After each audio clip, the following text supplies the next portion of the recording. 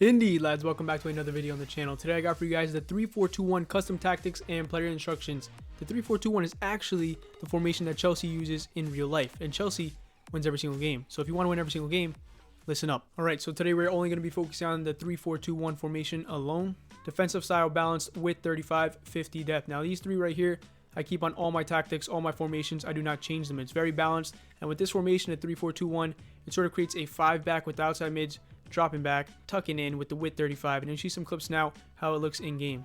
So on the defensive side, as you see, we have the 5 back flat, and then we have the 2 center mids right in front. So you're going to have a block of 7 at all times in the back. Just make sure to defend with your 2 center mids and have that block of 5 just clog up some space. Also, as you can see here, your outside mids will get back.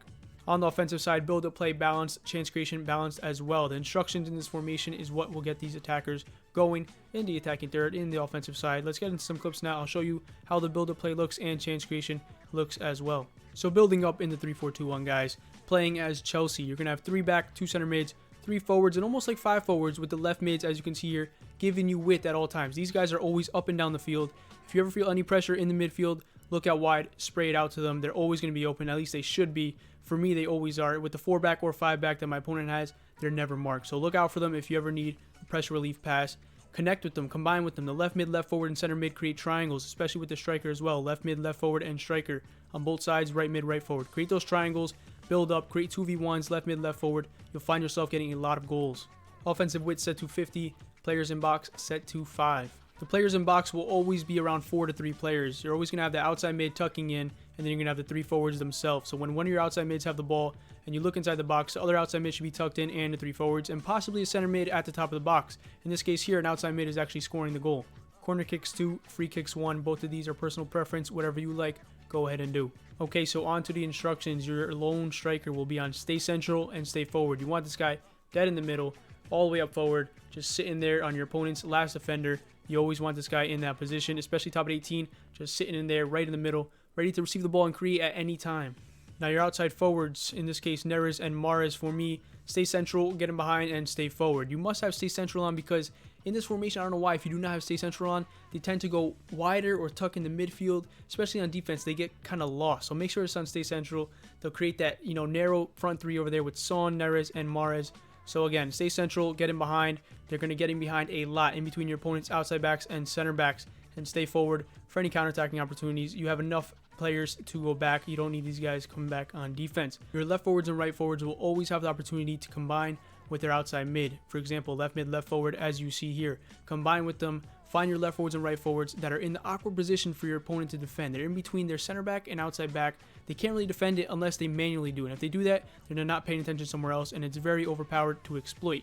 They get in behind instruction, as you see here, resulting in a goal as well. Now onto the left mids and right mids, your outside mids.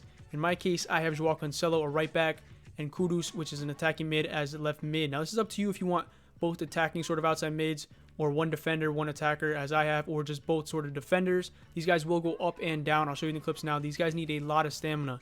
They are set to come back on defense, get into box for cross, and that is it. That way in the attack, they get into box for cross, as I said before, with the players in box.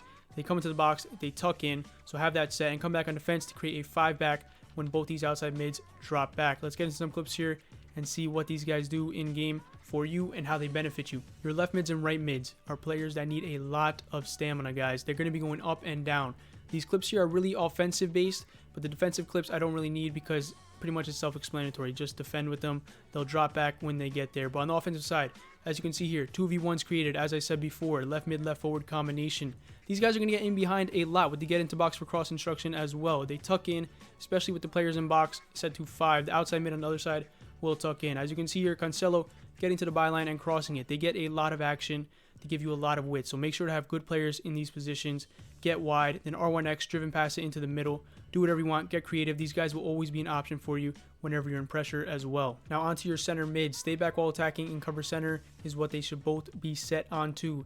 These guys need to stay back because if they do go forward, or even one of them, do not set them on balance. If one of them does go forward, you're going to have too much gaps in the back because your outside mids and all your forwards are going to be going forward, which is already 5. You don't need any more. So have these 2 sitting in there with the 3 back behind them. You always have 5 back and you have 5 going forward. Especially when your outside mids drop, you have 7 in the back, as I showed you guys before. So keep these guys like this. They'll always be an option for you in the offensive third to always cut it back, and they'll be there waiting for you they sort of control the game. So make sure you have decent players in this position here. Both your center mids are going to be sitting back here. As you can see, these two sitting around that 30-yard line mark. They don't really go forward with the stay back while attacking, and that's why you need them back there, because you're going to have 5 forwards. As you can see here, look at this combination play, the amount of players in box going forward. Keep them back, have them just control the game. Now onto the 3 back, do not touch a thing, and your keeper, personal preference, up to you. I don't touch anything. Do what you want with this. But guys, thank you so much for watching this video. If you are a Chelsea fan, let me know in the comments below. I hate you if you are. But anyways, I hope these tactics really do help you out. Let me know if they work out for you. If you try it, let me know if you see any tweaks, because I do like to use these tactics in game, especially to attack with the 5 attackers. So let me know how it goes. Thank you. Take care.